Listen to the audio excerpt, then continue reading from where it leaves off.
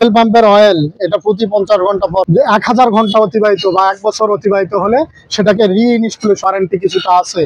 এটা কিভাবে অপারেশন হবে সেটা ব্যাপারে একটা যাবতীয় ধারণা দেওয়া। আর এটা হলো ঘন্টা মিটার দিকে আপনার সার্ভিস হবে, আপনার গাড়ির মেইনটেনেন্স হবে, গাড়ির ওয়ারেন্টি কতটুকু আছে, কতটুকু গাড়ি চললো। কিন্তু অলরেডি আপনার 6টার মতো সার্ভিস হয়ে গেছে। তো 400 থেকে 500 ঘন্টা পর পর, অর্থাৎ একটা সার্ভিস পর পর সঠিক সময় চেঞ্জ না করলে আপনার এখানে যে ইউনিটটা আছে, স্টিয়ারিং ইউনিট, তারপর মাইক্রো পাম্প, এগুলোর ক্ষতি হবে। হ্যাঁ, একটা কি ওয়াটার সেপারেটর এই পূর্বে কি করছেন এখন রিইনস্টলেশনে আপনার অয়েলের কাজ কি, অয়েলের কাজ হলো আর নিচে গেলে সমস্যা, আর উপর পর্যন্ত মালিক হিসাবে আপনার তাহলে ক্ষতিটা কার হলো? আমি চাই যে আপনি আবারও একটা ট্রাক্টরের মালিক হন, আবারও যেন আপনার কাছে ইনস্টলেশন করতে আসতে হয়। কোথাও উঠায় নিয়ে যান, তাহলে ওটা রোটাভেটর উঠানোর পর লক করে নিয়ে যেতে হবে। তাহলে কি হবে, হাইড্রোলিক সিস্টেমের লংজিভিটি এবং দীর্ঘস্থায়িত্ব।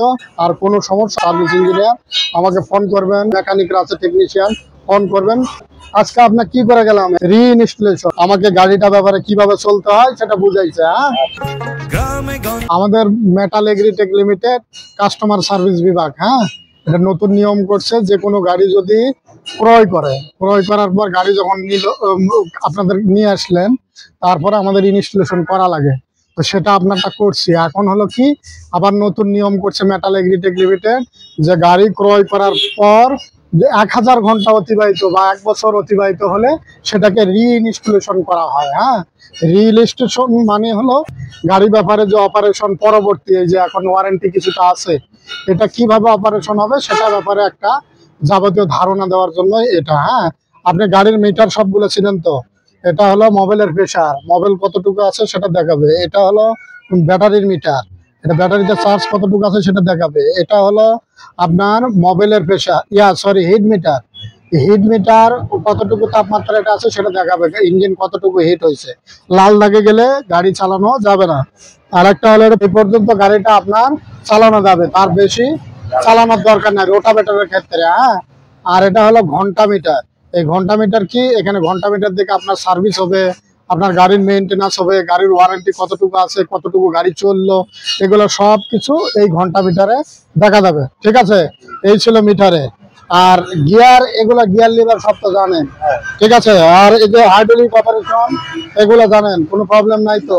এই কোম্পানি ওয়াদাবদ্ধ, মানে চুক্তি, তারই কিন্তু অলরেডি আপনার 6টার মতো সার্ভিস হয়ে গেছে, বুঝছেন? তা এখন নিচে আসেন। 400 ঘন্টা পর পর, এটা তো 400 থেকে 500 ঘন্টা পর পর, অর্থাৎ একটা সার্ভিস পর পর এটা কিন্তু অয়েলটা চেঞ্জ করতে হবে। তাহলে এই অয়েলটা সঠিক সময় চেঞ্জ না করলে আপনার এখানে যে ইউনিটটা আছে, স্টিয়ারিং ইউনিট, তারপর মাইক্রো পাম্প, এগুলোর ক্ষতি হবে। হ্যাঁ, আর স্টিয়ারিং এর ভিতরে স্টিয়ারিং এর যে অয়েল, এই অয়েলের ভিতরে আবার ফিল্টার আছে, ওই ফিল্টারটাও আপনাকে সঠিক সময় চেঞ্জ করতে হবে, না করলে সমস্যা। আর একটা কি ওয়াটার সেপারেটর, এই যে দেখেন এই বাইরের লাল দাগ, এটা লাল দাগ কিন্তু মুছে যাচ্ছে আপনার। আর এই যে লাল দাগ ভিতরেরটা দেখছেন, এটা উপরের দিকে উঠে গেছে, তার মানে এখানে একটু পানি আছে, এটা ছেড়ে দিতে হবে। এটা কিন্তু পানি ডিজেলের থেকে আলাদা করে, সেই জন্য এটা ওয়াটার সেপারেটর।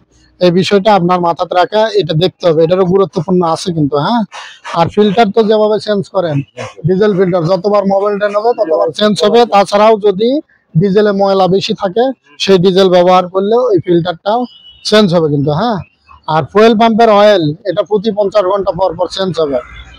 50 ঘন্টা, এটা অবহেলা করেন না। এখন পূর্বে কি করছেন, এখন রিইনস্টলেশনে আপনাকে বলে দিচ্ছি যে ফুয়েল পাম্পের অয়েল প্রতি 50 ঘন্টা পর পর, কেননা ওখানে মেকানিক্যাল যন্ত্র আছে। একটা অয়েলের কাজ কি, অয়েলের কাজ হলো তাপ কমে দেওয়া ওই জিনিসটার, মানে হিট যেন না হয়, তারপর ঠান্ডা করে, পিচ্ছিল করে, যেন পিচ্ছিল ভাবে ওখানে ঘোরে, তারপরে কি করে চাপ তাপ এগুলো কমায়। হ্যাঁ, তো এই জন্যই কিন্তু তার মরিচা প্রতিরোধ করে, এই জন্যই অয়েল দেওয়া হয়। তো ওই অয়েল যদি না দেন তাহলে তো ওইগুলোর সমস্যা ওখানে হবে, তাহলে আপনার এই অয়েলটা অবশ্যই দিতে হবে। হ্যাঁ, আর এই দিক দিয়ে তো অয়েল ঢালেন, এটা চিনেন, এটা কোনো ইয়ে না।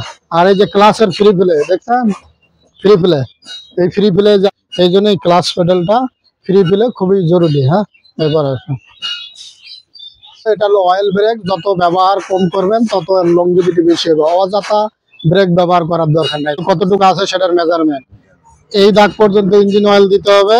আর এই দাগে, এই যে দাগ, এই দাগে আপনার ইঞ্জিন অয়েল রাখতে হবে। আর নিচে গেলে সমস্যা, আর উপর পর্যন্ত থাকলে সমস্যা না, কমতে কমতে এখানে আলেও কোনো প্রবলেম নাই, কিন্তু এর নিচে যদি যায় তাহলেই সমস্যা।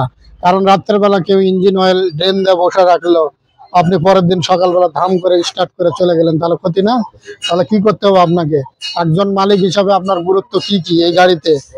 প্রত্যেকদিন সকালবেলা ড্রাইভার আসার আগে আপনি ব্রাশ করতে করতে এই কিছু জিনিস সিমটম আপনি চেক দিতে পারবেন। কি কি? গাড়ির ইঞ্জিন অয়েল আছে কিনা এটা দেখা, গাড়িতে ডিজেল আছে কিনা এটা দেখা, মিটার, এগুলো মালিক হিসাবে আপনার দেখার দায়িত্ব। প্রত্যেকগুলো ডিবিস্টিক উঠায় উঠে দেখা, যে গিয়ার অয়েল সঠিকভাবে আছে কিনা, ইঞ্জিন অয়েল সঠিকভাবে আছে কিনা, এয়ার ক্লিনার বাটির ময়লা কিনা, মিটার গুলো সবকিছু কাজ করতেছে কিনা, ব্যাটারিতে চার্জ আছে কিনা, চাকাগুলোর হাওয়া ঠিক মতো আছে কিনা, এগুলো জিনিস একজন মালিক হিসাবে দেখা খুব কর্তব্য।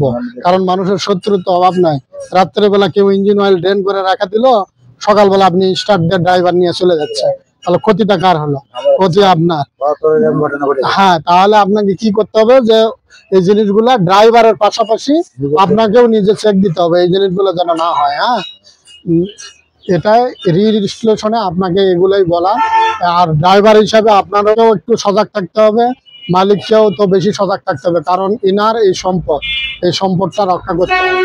হ্যাঁ, আর চাপে ট্রাক্টর এটা বলার নতুন করে কিছু নাই, দেশে চলে। হ্যাঁ, 190টারও বেশি দেশে, সেহেতু এটা একটা ভালো প্রোডাক্ট, এটার যত্ন নেবেন। আমি চাই যে আপনি আবারও একটা ট্রাক্টরের মালিক হন, আবারও যেন আপনার কাছে ইনস্টলেশন করতে আসতে হয় আমাদের। তো ড্রাইভার সাহেব, আপনাকে যেগুলো বললাম গাড়িগুলোর এই জিনিসগুলো আবারও মাথার মধ্যে নেবেন, এমনকি সে অনুযায়ী চলবেন। আর এখন বর্তমানে 2000 ঘন্টা 2 বছর যে ফ্রি সার্ভিস এবং ওয়ারেন্টি সেটা চলমান আছে। সময় যেটা আগে আসবে সে অনুযায়ী কিন্তু ওয়ারেন্টি চলে যাবে, কিন্তু এখন অনেক কিছু জিনিসের ওয়ারেন্টি নাই, সেটা আপনি জানেন। সে অনুযায়ী গাড়িগুলোতে একটু গুরুত্ব দেওয়া চলবেন। হ্যাঁ, আর গিয়ার অয়েল চেঞ্জের মনে হয় ইয়ে হয়েছে, ওটা দেখিয়েন। আর চাকার হাওয়ার প্রেসার, আমার সামনের চাকায় 28 থেকে 32 PSI, পিছনের চাকা 12 থেকে 14 PSI চাষের ক্ষেত্রে, ঠিক আছে, দিতে হয়। আর টলির ক্ষেত্রে পিছনের চাকা 18 PSI, 20 PSI পর্যন্ত দিতে হয় টলির ক্ষেত্রে। আর সামনের অনুযায়ী কিন্তু চলবে। আর মোবাইল ফিল্টার, মোবাইল যখন চেঞ্জ হবে, হ্যাঁ আছে গাড়ি না, আমার গ্রিজিং পয়েন্ট কিন্তু অনেকগুলা, মোটামুটি ওখানে ছবি দেওয়া আছে। তারপরে দেখবেন যেখানে নিপুল দেওয়া আছে, গ্রিজ করতে অবহেলা করবেন না, গ্রিজ করবেন। একবার গ্রিজ যদি না করেন, ভুলে যান, তাহলে আবার করেন, কিন্তু এটা ভুল হলে কিন্তু পরবর্তীতে আপনার ঝামেলা। গ্রিজ যেগুলো, যেমন ফ্রন্ট অ্যাক্সেলে যদি গ্রিজ আপনি না করেন, তাহলে ওটার গ্রিজ করতে অনেক, ওই জিনিসটা ঠিক করতে অনেক টাকা লাগে। ফ্রন্ট অ্যাক্সেল কাজ করে 3-4 হাজার টাকা খরচ হয়ে যাবে। অতএব এই ফ্রন্ট অ্যাক্সেল থেকে শুরু করে যত গ্রিজিং পয়েন্ট আছে সবগুলোতে গ্রিজিং করবেন। হ্যাঁ, আর ওই যে ট্রান্সপোর্ট লক আছে আমাদের গাড়ি, গাইড দিতে হয় না ট্রান্সপোর্ট লক টলের ক্ষেত্রে। আর চাষের ক্ষেত্রেও যদি রোটাভেটর কোথাও উঠায় নিয়ে যান, তাহলে ওটা রোটাভেটর উঠানোর পর লক করে নিয়ে যেতে হবে।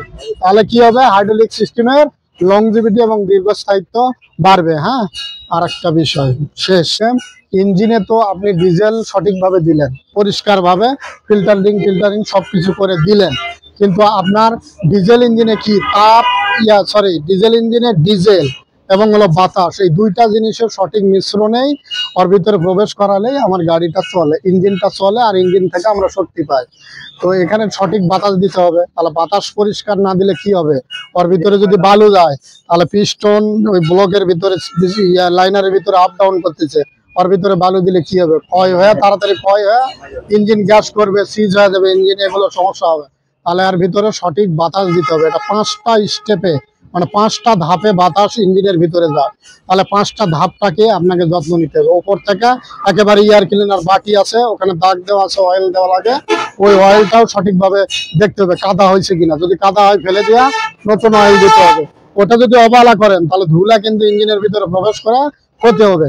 কারণ একটা উদাহরণ দেই, আপনার হলো দা যদি কাঠের উপর সারাদিন ঘষেন, ধার হবে?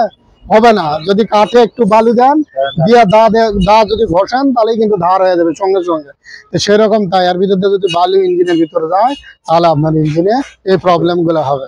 তাহলে এই ক্ষতির থাকা রক্ষার্থে ভাই আপনাদের কিন্তু গুরুত্ব দিতে হবে। হ্যাঁ, গুরুত্ব দিয়ে গাড়িটা চালাবেন। গাড়ি ইনশাল্লাহ অনেক ভালো। হ্যাঁ, আমাদের গাড়িটা অনেক সুনাম আছে, সে বুঝে গাড়িটা চালাবেন। আর কোনো সমস্যা হলে আমাদের নিকটস্থ যে অফিস আছে রাজশাহী রিজনে, আমার তো চিনেন সার্ভিস ইঞ্জিনিয়ার, আমাকে ফোন করবেন। ওই যে মেকানিকরা আছে, টেকনিশিয়ান, ফোন করবেন, সুবিধা নিবেন। আজকে আপনার কি করে গেলাম, হেড অফিস থেকে কিন্তু ফোন দিবে, দিয়ে তদারকি করবে, রিইনস্টলেশন বলবেন যে 1000 ঘন্টা পর আবার ইঞ্জিনিয়ার আমাকে গাড়িটা ব্যাপারে কিভাবে চলতে হয় সেটা বুঝাইছে। হ্যাঁ, এই জিনিসটা কিন্তু আপনার থেকে জানতে চাইবে। আর আপনার যে অভিযোগ ছিল মিটার, ওটা কোম্পানিকে আমি কোনোভাবে বলে স্পেশাল ভাবে আপনাকে, ইলেকট্রিক্যাল ফাংশনের আমাদের ওয়ারেন্টি নেই, কিন্তু আমরা স্পেশাল ভাবে কাজ যোগ করে নিয়ে আপনাকে চলতে হবে। হ্যাঁ, এটা মাথার মধ্যে রাখবেন।